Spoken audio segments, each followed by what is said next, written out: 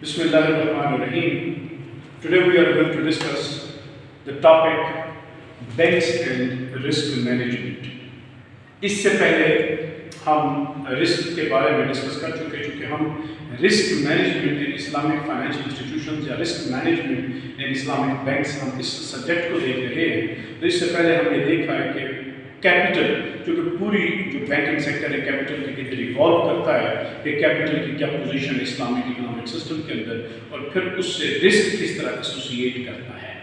अब जब ये हमने डिस्कस कर लिया तो अब हम आते हैं कि जो बैंकिंग सेक्टर है उन इस्लामिक बैंक हैं उनको किस तरह के जो रिस्क हैं उनको उसका सामना करना पड़ता है।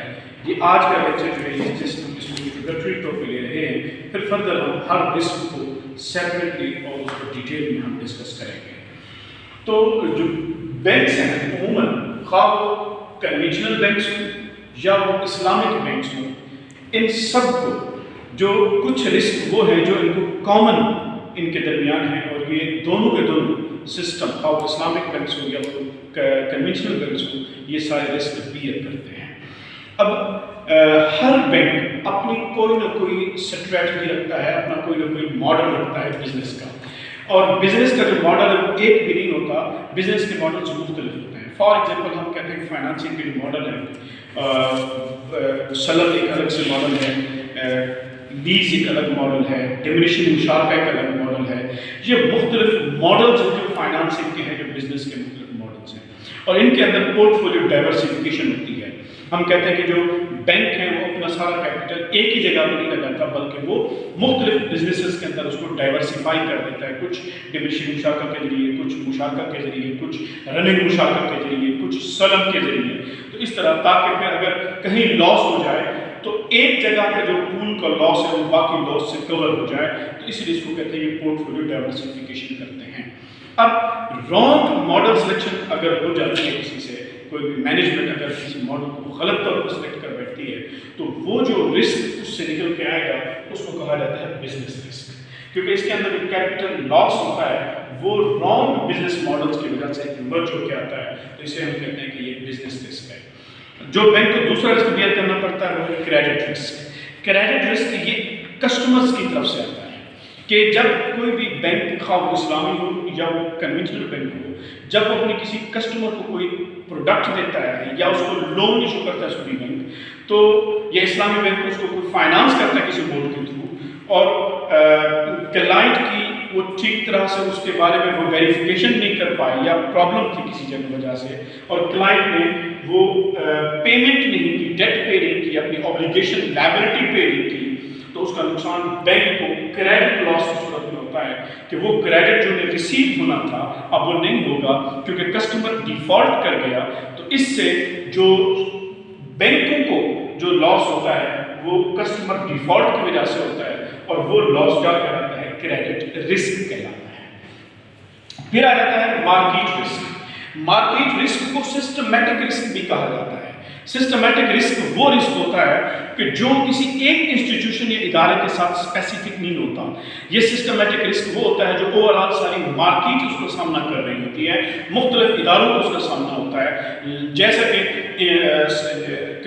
कन्वेंशनल इकोनॉमिक पैराडाइम के अंदर इंटरेस्ट बेस्ड फाइनेंशियल सिस्टम के अंदर जिस तरह हमारे पास ये है कि भी इंटरेस्ट रेट फ्लक्चुएशन है, अचानक से इंटरेस्ट रेट बढ़ गया फिर अचानक से गिर गया, तो ये इसको कहते हैं cost of funding. Cost of funding में जो फ्लक्चुएशन होती है वो मार्केट रिस्क को कॉज करती है। इसी तरह जो फॉरेक्स रेट है, अचानक से डॉलर फिर बढ़ गया फिर बढ़ गया फिर बढ़ गया, और ये भी हो सकता है कि बाज़ वक़्त डॉलर जो है नीचे गिरना शुरू कर दे, तो ये जो डॉलर के फ्लक्चुएशन है ये भी उसके अंदर प्रॉब्लम कॉज करती है, तो हम इसे कहते हैं कि ये मार्केट रिस्क है। फिर जो एक और रिस्क है वो है ऑपरेशनल रिस्क। ऑपरेशनल रिस्क दो वजूहात से आता है, एक इंटरनल मैकेनिज्म और फेलियर की वजह से आता है और एक एक्सटर्नल मैकेनिज्म फेलियर की वजह से आता है, इवेंट्स की वजह से आता है। इंटरनल एडिकेट इनएडिकेट या फेलियर प्रोसेस जो है वो क्या है, वो ये है कि अंदर से कोई बैंक या किसी इदारे का जो फर्द है, मिसाल ऑपरेशनल मैनेजमेंट है या बैंक के अंदर कोई आदमी है, वो किसी फ्रॉड के अंदर, किसी चीट के अंदर या धोखे के अंदर मुलव्वस हो सकता है जिसकी वजह से बैंक को कोई नुकसान का सामना करना पड़ सकता है। या कोई डॉक्यूमेंटेशन जो थी वो ज़रूरत थी और उन्होंने वो क्लाइंट بینک سے مانگی نہیں ہے اس سے بھی کوئی لاس سامنے آ سکتا ہے، کیونکہ وہ لاس ہے جو آپریشن کی سائڈ سے سامنے آتے ہیں. سیم ایز ایکسٹرنل ایونٹس بھی ہو سکتے ہیں. ایکسٹرنل ایونٹس کی وجہ سے بھی کسی بینک کے آپریشن جو ہے اس میں افیکٹ ہو سکتے ہیں، تو اس وجہ سے بھی اب بینک کو جس رسک کا سامنا کرنا پڑتا ہے وہ آپریشنل رسک ہے.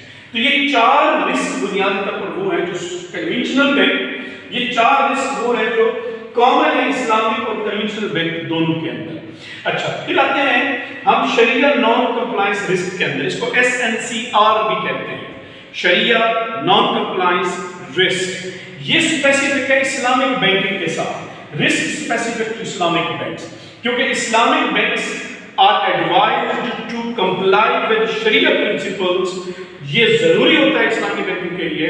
تو یہاں پر پرابلم ہوتا ہے کہ کہیں اسلامی بینک اپنی پروڈکٹ کو لانچ کرتے ہوئے، پروڈکٹ کو سیل کرتے ہوئے، کلائنٹ کو فائنانس کرتے ہوئے یا اپنے آپریشنز کے اندر وہ اسپیسیفائڈ شریعہ گائیڈ لائنز میں سے کسی بھی کلاس کو، شریعہ پرنسپل کو وہ وائلیٹ کرتے ہیں، تو پھر اس سے جو رسک ابھر کے سامنے آتا ہے ہم کہتے ہیں کہ یہ شریعہ نان کمپلائنس رسک ہے. پھر جو شریعہ آڈٹ ہوگا، شریعہ آڈٹ اس پرابلم، اس وائلیشن کو پکڑے گا اور پھر وہ شریعہ بورڈ کے سامنے جائے گا. شریعہ بورڈ اس کے اوپر کوئی جرمانہ لگا سکتا ہے، ٹرانزیکشن کی ساری اماؤنٹ کو چیریٹی میں بھیجا جا سکتا ہے، یا اس کے میکسیمم اماؤنٹ کے اوپر، ٹرانزیکشن کے اوپر جو ہے وہ چیریٹی اکاؤنٹ کی جرمانہ لگایا جا سکتا ہے. تو یہ پھر اسلامی بینک کو لاس ہوتا ہے. That is the reason it is called شریعہ نان کمپلائنس رسک.